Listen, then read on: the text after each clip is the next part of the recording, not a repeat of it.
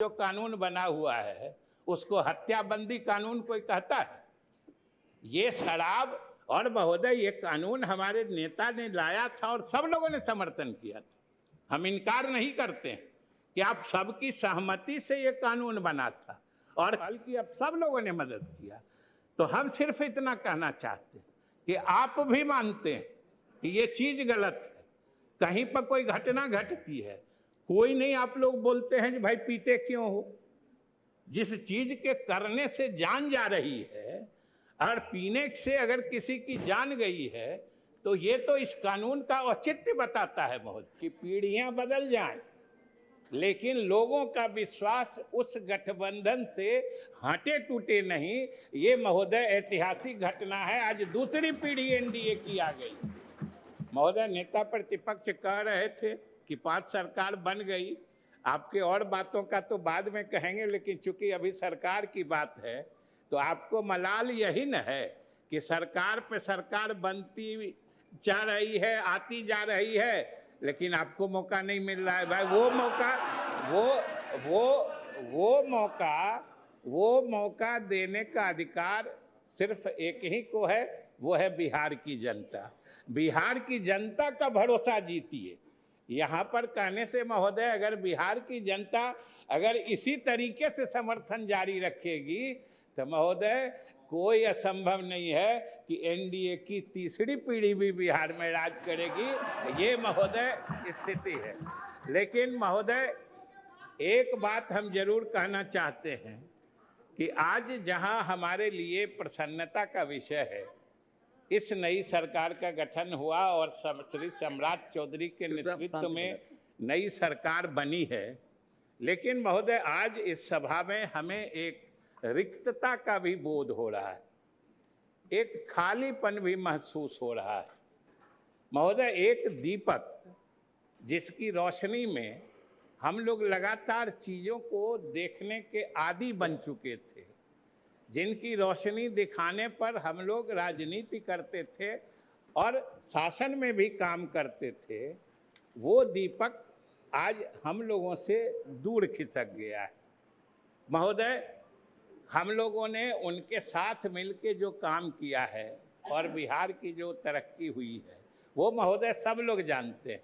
और नेता प्रतिपक्ष कह रहे थे कि 25 से 30 फिर से नीतीश, और ये अभी भी हमारे मुख्यमंत्री के बनने के बाद भी कह रहे हैं कि आज की सरकार, नई सरकार भी नीतीश कुमार के रास्ते ही चलेगी।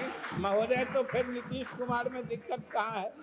25 से 30 फिर से नीतीश, और नीतीश के ही काम, नीतीश का ही रास्ता चलेगा। ये तो हमारे मुख्यमंत्री जी ने अनेक अवसरों पर महोदय ये बता दिया है, इसलिए इसमें किसी को संशय होने की कोई आवश्यकता नहीं।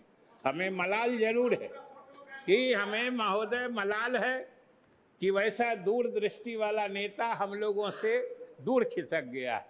आज इस सदन में, वो दूसरे सदन में चले गए हैं, इस सदन में तो सिर्फ उनकी यादें हैं, स्मृतियां हैं, भावनाएं हैं, संवेदनाएं हैं महोदय। लेकिन उनकी स्मृतियों को याद करते हुए भी हम अपने नए मुख्यमंत्री जी के साथ मिलकर उनके सपनों का ही बिहार बनाएंगे। हम बिहार की जनता को महोदय आश्वस्त करना चाहते हैं। और जहां तक इन्होंने कहा महोदय, जो भारतीय जनता पार्टी के बारे में शुरू से जानते थे, तो आप भारतीय जनता पार्टी इसमें लगी हुई है, ये उस दिन भी कह रहे थे जिस दिन महोदय हम लोग 43 हुए और ये 74 हुए, और ये इनकी उदारता थी महोदय। हमारे नेता ने भी, हम लोग साक्षी रहे महोदय, हमारे नेता ने भी कहा कि हमारी संख्या कम है, इसलिए आप सरकार बना लीजिए, हम लोग आपके साथ रहेंगे। हम लोग भी मौजूद थे, लेकिन ये भारतीय जनता पार्टी की उदारता थी जिसने हमारे नेता को सम्मान देते हुए उसने कहा कि नहीं, नेता आप हैं, आपके नाम पर हम लोग ये आए। अब कुछ इन लोगों को सालने वाली बात है महोदय कि ये सत्ता ये महोदय ये सत्ता का हस्तांतरण इतना सहज गति से हो जाएगा, ये शायद ये उम्मीद नहीं करते थे, इसीलिए बार बार चीजों को फंसाने की कोशिश करते थे।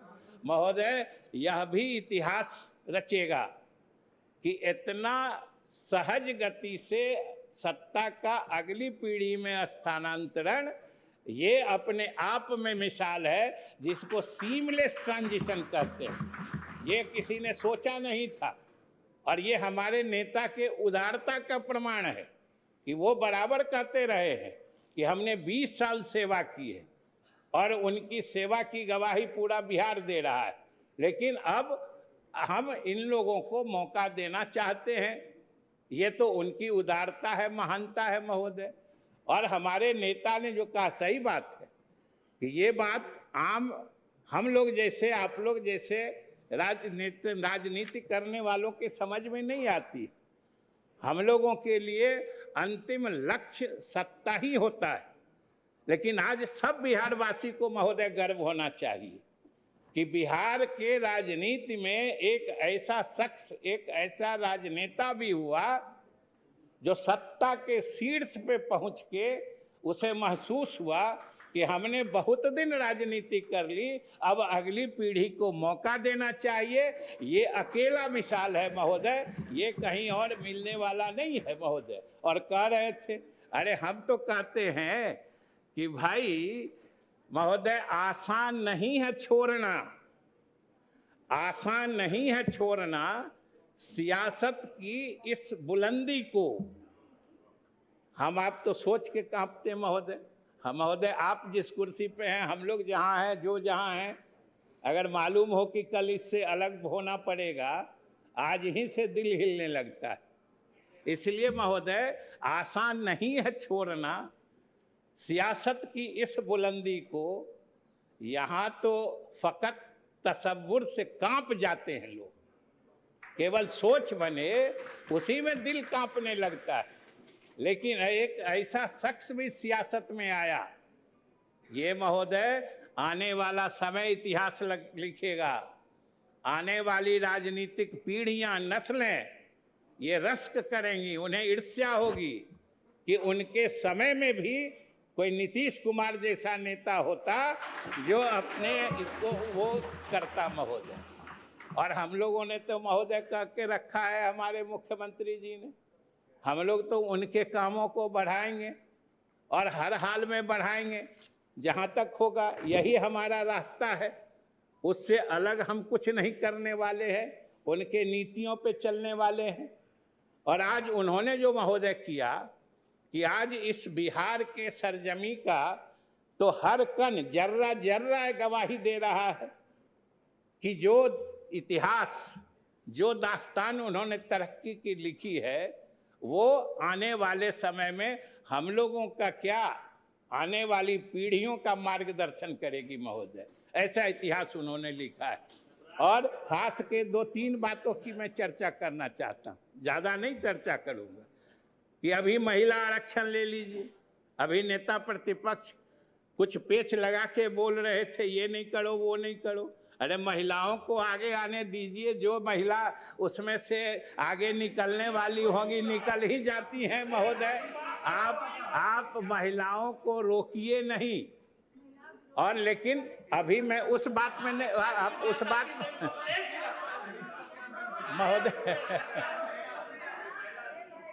महोदय मैं अभी उस बात पर नहीं जा रहा, उस पर बाद में आऊंगा। अभी मैं सिर्फ ये कह रहा था कि आज महिला आरक्षण महोदय, महिला आरक्षण राजनीति का हॉट केक बनी हुई है महोदय।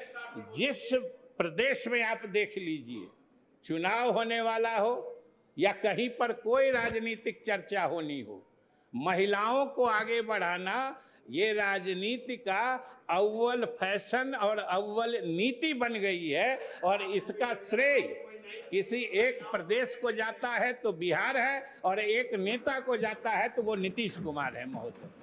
ये बिहार है, और नीतीश कुमार ने जो आज पौधा लगाया, देखिए वो पौधा इतना फल फूल रहा है, और ये हमारे प्रधानमंत्री जी की महिलाओं को सामाजिक और राजनीतिक के काम में मुख्य धारा में लाने के लिए उनकी जो सोच है, उन्होंने महिला वंदन आरक्षण नियम लाया।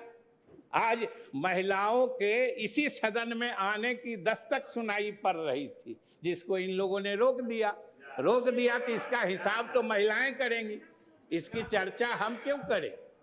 इन्होंने जो महिलाओं के विधानसभाओं में या संसद में प्रवेश को रोका है, हिसाब तो महिलाएं करेंगी। हम तो सिर्फ ये कह रहे थे कि इसका भी अगुआ अग्रणी बिहार ही बना था। हम सिर्फ ये कह रहे थे, ये हम लोगों की सफलता का कारण। जाति गणना जो हम सब लोगों ने शुरू की थी, आपने जो किया हम कभी भूलते नहीं हैं। ये अलग बात है कि हम लोगों ने जो किया आप बिल्कुल भूल जाते हैं। आपने जो किया, समर्थन दिया था महोदय, हम किसी के समर्थन से इनकार नहीं करते, लेकिन आखिर नेतृत्व जिसकी सोच थी, आज आखिर पूरा देश आज सब जगह हो रहा है, सब जगह लागू हो रहा है। और महोदय तीसरी बात जो खास तौर से मैं चर्चा करना चाहता हूं, नेता प्रतिपक्ष सारे लोगों ने मिलके इस सदन में एक कानून बनाया था। उस कानून का नाम था बिहार मद्य निषेध एवं उत्पाद शुल्क अधिनियम 2016। जिसको पता नहीं, बोलचाल की भाषा में या साजिश के तहत इस कानून का नाम लोग शराबबंदी कानून अपने मन से कर दिए। महोदय हत्या के खिलाफ जो कानून बना हुआ है उसको हत्याबंदी कानून कोई कहता है? ये शराब, और महोदय ये कानून हमारे नेता ने लाया था और सब लोगों ने समर्थन किया था। हम इनकार नहीं करते हैं कि आप सबकी सहमति से ये कानून बना था। और कानून सिर्फ इतना है, ये खास के हमारे मीडिया के भाइयों को अभी हम संबोधित करना चाहते हैं कि ये कानून सिर्फ इतना है कि शराब पीने को अपराध घोषित किया गया है, और अगर शराब पीने वाले पकड़े जाते हैं, व्यापार करने वाले, भंडारण करने वाले, सेवन करने वाले, और उनको सजा मिलती है, तो ये कानून फेल कैसे है? ये कानून फेल कैसे है? और सबसे बड़ी बात है महोदय कि ये सदन का कार्रवाई, अच्छा ये भी नेता प्रतिपक्ष, ये भी क्या संयोग है देखिए। जिस दिन ये कानून बन रहा था, संयोग से हम अध्यक्ष महोदय आपकी जगह थे, आप उनकी जगह थे, और ये हमारी जगह थे। देख लीजिए महोदय, ये कानून जब बना था, ये कानून इस परिप्रेक्ष्य में बना था, सारे लोगों का समर्थन था। और आज अगर कहीं से कोई संदेहास्पद मौत मिलती है तो जैसे लगता है कि सारे लोगों का बस एक ही दायित्व है कि साबित कर दो कि ये जहरीली शराब से मौत हुई है। हमारे मीडिया के साथी भी लग जाते हैं। ये कोई नहीं कहता है कि पीना गलत है। शराब पीने, गांधी जी ने कहा था कि शराब पीने के बाद आदमी का व्यवहार पशुवत हो जाता है, जानवर जैसा हो जाता है। सरकार ने, हमने संविधान में महोदय अनुच्छेद 47 देख लीजिए, उसमें हमने ये वादा किया है देश की जनता से कि औषधीय प्रयोजनों को छोड़ के, मैंने जब दवा दारू के रूप में लेना हो, हम कोई भी नशीला या मादक पेय के व्यवहार को रोकेंगे। ये सरकार को दायित्व दिया गया है, सरकार से अपेक्षा की गई है। और महोदय हमारे मुख्यमंत्री जी ने इसमें पहल की, अब सब लोगों ने मदद किया। तो हम सिर्फ इतना कहना चाहते हैं कि आप भी मानते हैं कि ये चीज़ गलत है, कहीं पर कोई घटना घटती है, कोई नहीं आप लोग बोलते हैं कि भाई पीते क्यों हो। जिस चीज़ के करने से जान जा रही है और पीने से अगर किसी की जान गई है, तो ये तो इस कानून का औचित्य बताता है महोदय। और मैं बधाई धन्यवाद देता हूं मुख्यमंत्री जी को कि इन्होंने साफ साफ कहा है कि ये कानून है और आगे भी चलेगा। ये महोदय हमारे मुख्यमंत्री जी ने